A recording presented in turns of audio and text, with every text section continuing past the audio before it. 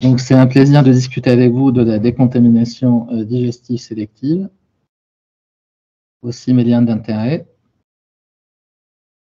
Après une courte introduction, je commencerai par les définitions qui existent et le rationnel de la DDS, avant de vous présenter les détails qui existent sur l'efficacité de la DDS.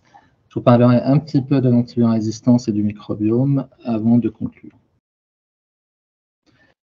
Vous connaissez l'étude EPIC-3, la plus large étude épidémiologique sur les infections en réanimation. Plus de 15 000 patients ont été inclus dans 1150 centres dans 88 pays.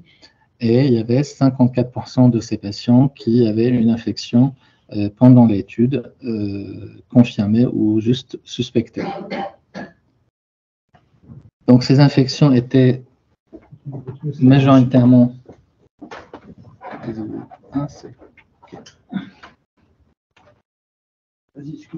Ces infections étaient majoritairement acquises à l'hôpital ou en réanimation, et les infections communautaires représentaient 43%.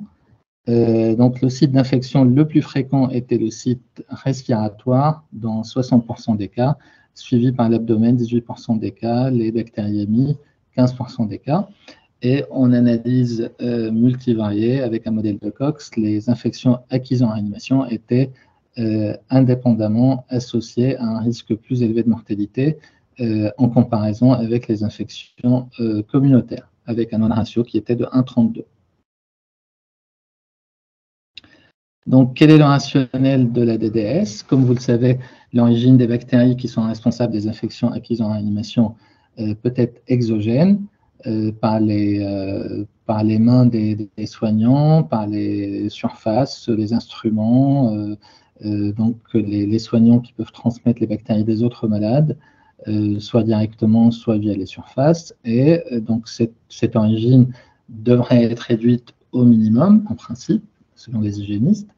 Donc, normalement, c'est surtout l'origine endogène qui est responsable des infections acquises en réanimation. Et donc, les bactéries qui sont présentes au niveau de l'oropharynx, au niveau de l'estomac, et surtout aussi au niveau du tube digestif dans sa globalité. Donc, le principe de la DDS est très simple, c'est tout simplement supprimer l'origine endogène pour réduire l'incidence des infections acquises en réanimation. Et avec des règles d'hygiène respectées, théoriquement, on devrait diminuer au minimum l'incidence des infections acquises en réanimation. Donc, les définitions, comme vous le savez, dans les différentes études, on utilise plein de définitions. Là, je vous ai mis donc ce papier de Wittkamp qui a été publié dans l'ICM et qui en prend bien les définitions. Donc, en plus de ces deux définitions qui sont la SOD, c'est vraiment la décontamination orale, en principe avec de la colistine, tobramycine et ampho ou nystatine. La DDS ou la SDD qui comporte en plus de la décontamination orale, une décontamination donc systémique avec 3 à 4 jours d'antibiotiques en fonction des études et une suspension gastrique qu'on met dans le tube gastrique et qui comporte les mêmes anti-infectieux. Mais en plus de ces deux infections, on verra, il y a des études dans lesquelles on peut utiliser la chlorhexidine, d'autres dans lesquelles on peut utiliser la décontamination cutanée, voire même la décontamination nasale. Chacun a sa petite sauce. Donc, il y a plus de 50 études randomisées contrôlées sur la DDS. Je n'aurai pas le temps de vous les présenter toutes. Heureusement ou malheureusement, on a des méta-analyses. Bon. Donc là, c'est une Cochrane qui date de 2021, dans laquelle ont été inclus 41 études, avec au total 11 000 patients. Donc, on voit d'emblée que c'est très, très hétérogène, notamment en termes de durée de la ventilation mécanique, de la durée de séjour en réa, du pourcentage de patients immunodéprimés. On voit aussi qu'il y a plus de 40% des études avec un possible risque de biais de sélection et 5 études avec un risque élevé de biais de sélection, de détection des infections respiratoires basses.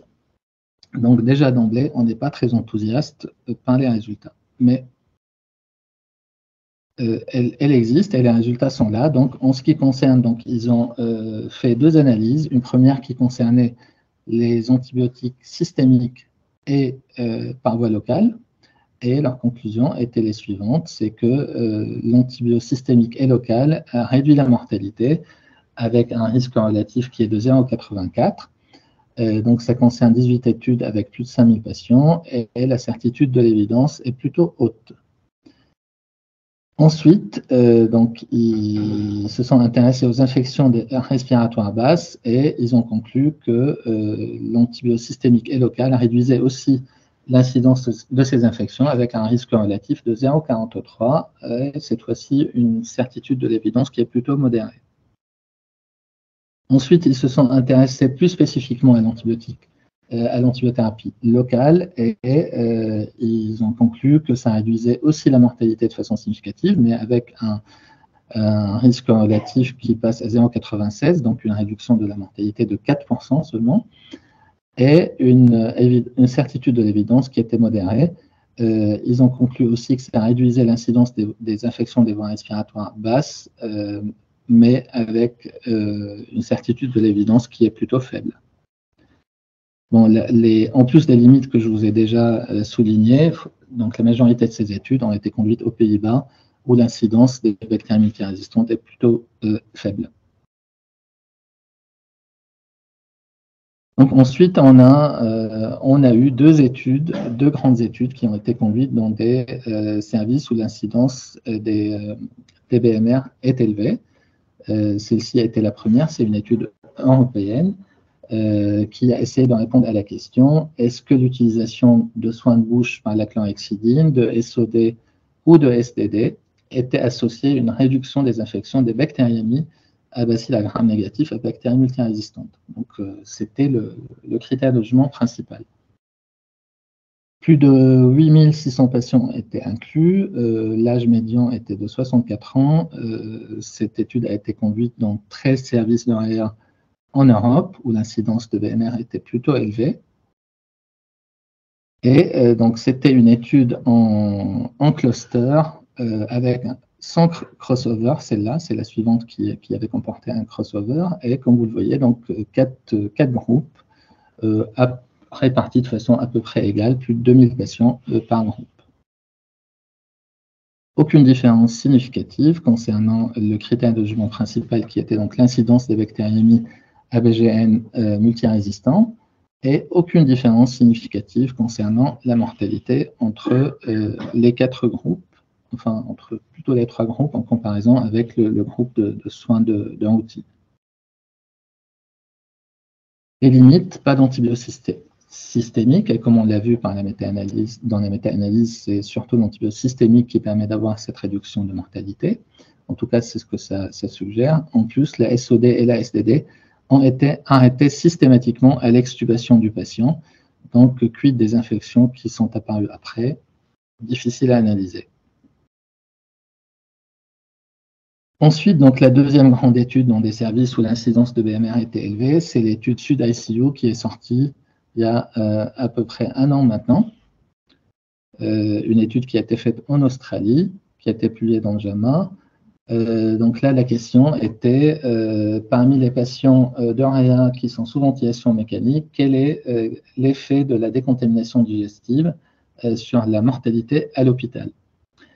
Donc presque 6000 patients ont été randomisés, plus de patients dans le groupe Standard of Care que dans le groupe DDS. Donc c'était, comme je l'ai dit, 19 services d'OREA en Australie.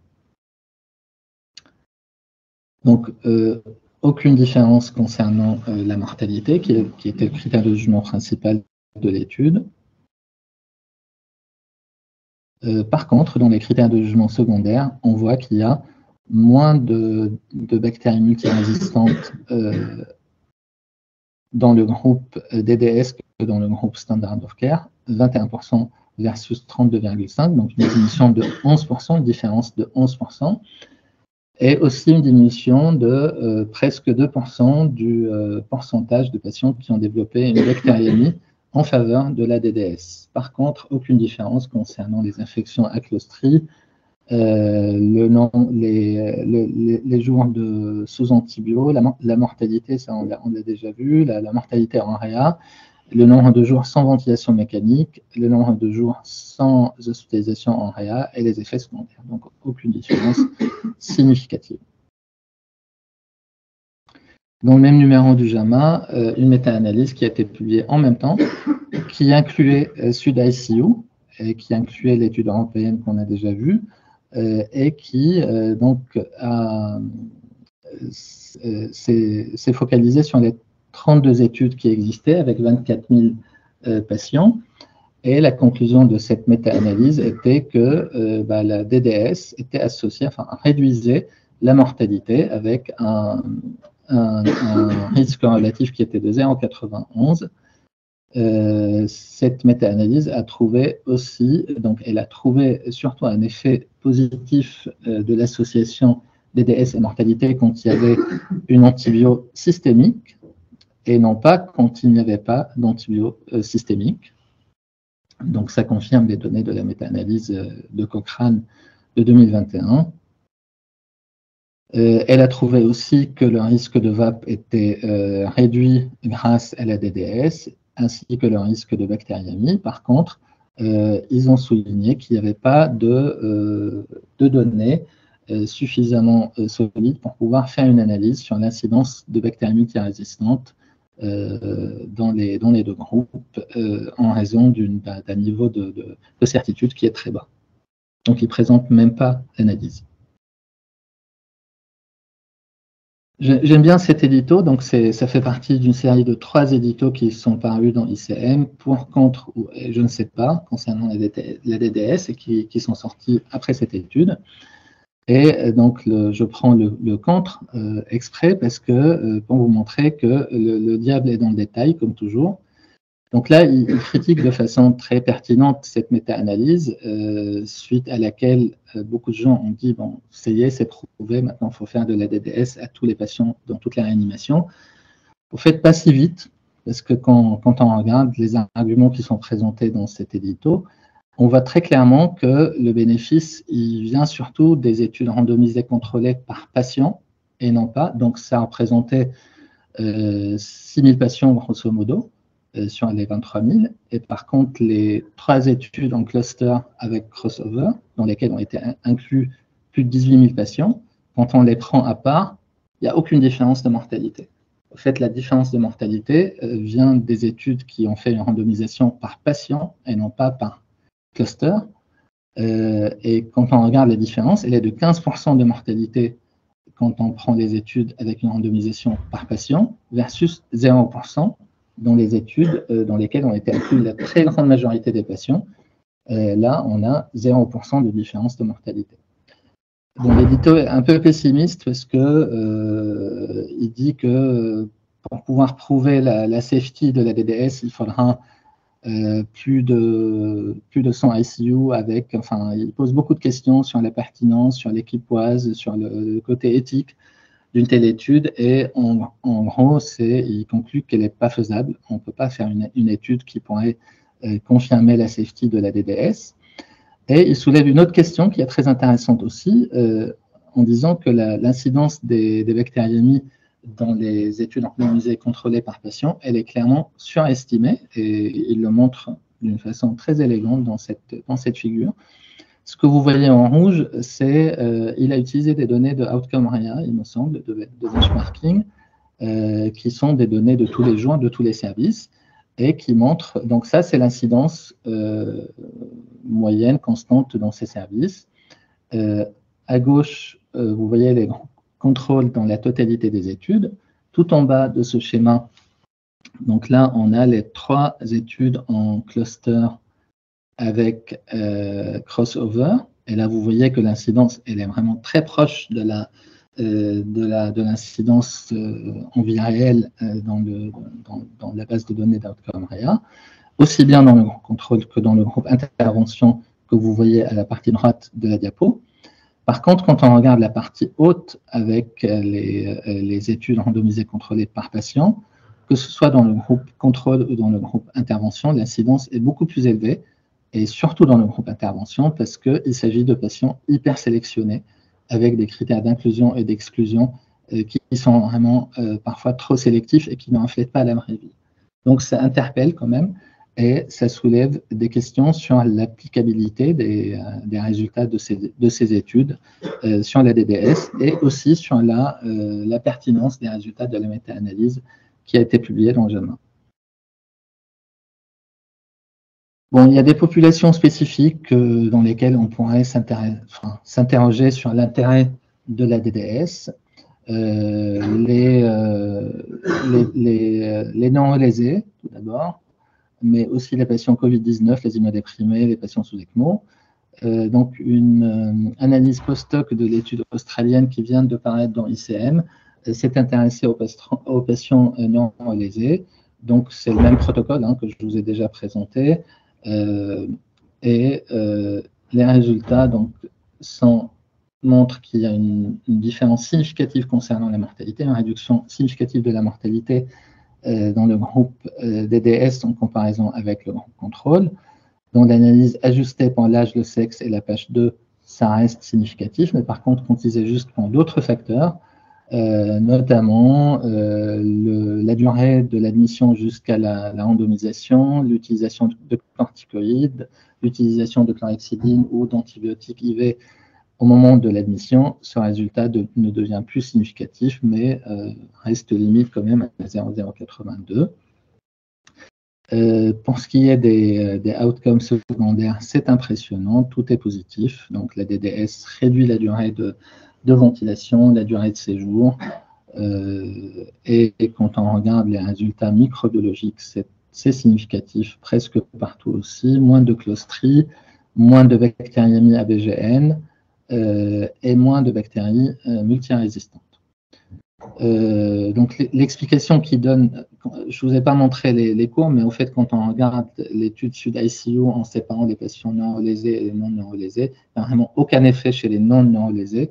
Et l'effet, il est surtout très important chez les patients neurolésés. L'explication qu'il donne, c'est que ce sont des patients qui restent en réa longtemps, qui sont intubés pendant une longue période. Il y a probablement d'autres explications aussi. En tout cas, ça mérite confirmation par d'autres études parce qu'il s'agit d'une analyse post-hoc. Je ne vais pas trop m'étendre sur les autres populations parce que je n'ai pas le temps. Il s'agit de 3 études rétrospectives qui ont été conduites par Nicolas Massard, qui a beaucoup travaillé sur ce sujet. Donc, une étude chez les patients Covid, une étude chez les patients déprimés et une autre chez les patients sous ECMO. Toutes les 3 sont positives. Elles montrent qu'il y a une diminution des infections acquises en réa et dans les 3 aussi de la mortalité chez des patients sous DDS en comparaison avec ceux qui n'avaient pas de DDS. Enfin, c'est pas une DDS, excusez-moi. Il s'agit d'une décontamination multisite, ce qu'ils appellent une MSD, qui comporte donc une décontamination orale, nasale, par voilà, merci, gastrique et cutanée. Donc, c'est pas du tout la même chose que dans ce qu'on a vu. Donc, en plus, ces études sont, pour la majorité, rétrospectives, et pour certaines, c'est des centres qui utilisent des DDS et d'autres pas.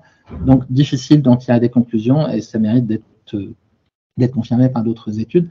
Je peux très bien comprendre que le rationnel des patients Covid-19 et les patients sous ECMO, qui font plus d'infections que les autres, les immunodéprimés, j'ai un peu plus de mal parce que les données actuelles tendent à montrer qu'il y a moins d'infections chez les patients immunodéprimés, enfin d'infections acquises en réa, que chez les autres, mais il y a peut-être d'autres explications.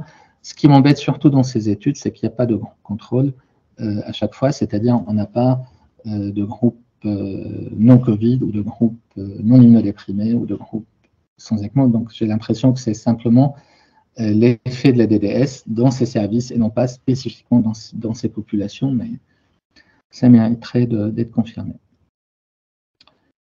Pour ce qui est de l'acquisition de résistance, j'ai choisi cette étude qui est probablement la meilleure. C'est l'analyse qui est ancillaire, mais qui était prévue dans l'étude multicentrique européenne, un très grand nombre de patients. Donc, ils ont inclus dans cette analyse tous les patients chez qui il y avait au moins un prélèvement dans les 4 premiers jours d'admission en réanimation et un deuxième prélèvement plus tard.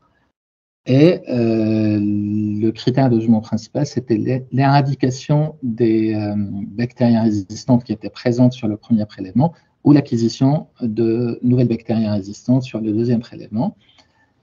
Donc, d'emblée, on voit qu'il n'y a pas de suivi à moyen ou long terme, mais ça va voir ce qui s'est passé en réanimation chez ces patients. Donc, il y a beaucoup de résultats dans ce papier. J'ai essayé de les résumer tout simplement, de vous résumer les résultats positifs. Donc, la DDS était associée à plus d'éradication et moins d'acquisition de bacilles à gram négatifs résistants au C3G et aussi de bacilles à gram négatifs résistants au carbapenem sur les prélèvements sur les écouvillons rectaux que les soins de routine. Au niveau respiratoire, la SDD, mais aussi la SOD, étaient associées à moins d'acquisition, mais pas moins d'éradication. Mais dans aucune des analyses, il y avait plus de résistance dans le groupe DDS que dans l'autre. Donc, c'est plutôt rassurant, même si on n'a pas d'idée sur ce qui se passe après, à moyen ou long terme. Bon, quelques mots sans entrer dans les détails sur le microbiome. Maintenant, le lien entre l'utilisation des antibiotiques et les dégâts qu'on fait au niveau du microbiome sont bien établis.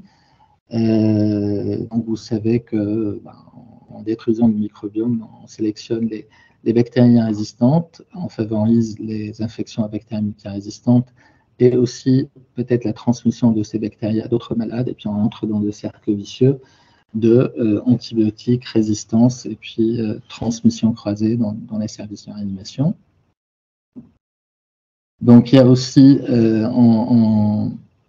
en impactant le microbiome et puis en le détruisant, on joue aussi sur l'immunité. Il y a en tout cas une interaction entre l'immunité et le microbiome dans le sepsis qui est bien démontrée, bien connue. Elle est même associée à des outcomes négatifs. Elle est associée au délirium, à la RDS, à la défaillance hépatique et aussi à la défaillance rénale. Donc, ce sont des choses qui ont été bien démontrées. Il y a aussi d'autres papiers qui mettent en avant ce qu'on appelle l'axe poumon-tube digestif.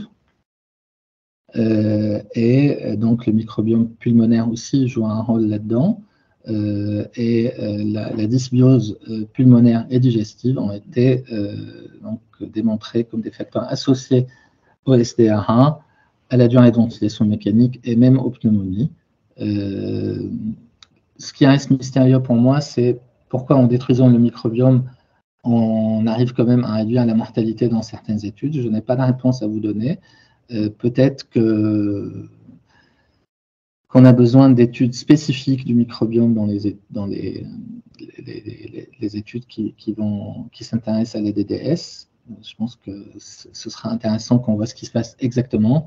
L'une des hypothèses, c'est que la durée d'antibiothérapie systémique est peut-être trop courte pour détruire complètement le microbiome, mais ça reste des hypothèses. Je n'ai vraiment pas d'explication et c'est quelque chose qui m'intrigue assez. Donc, pour conclure, la DDS est associée à une réduction de la mortalité et de l'incidence des infections respiratoires basses dans les réanimations où l'incidence est faible de l'antibiorésistance. Cette réduction de mortalité, elle est plus prononcée quand on utilise l'antibiothérapie systémique. À mon sens, l'impact de la DDS sur la mortalité et l'incidence des infections respiratoires basses dans les réanimations avec une incidence élevée d'antibiorésistance reste à déterminer. Et comme je l'ai dit, l'impact de la DDS sur le microbiome digestif et pulmonaire reste à évaluer. Merci de votre attention.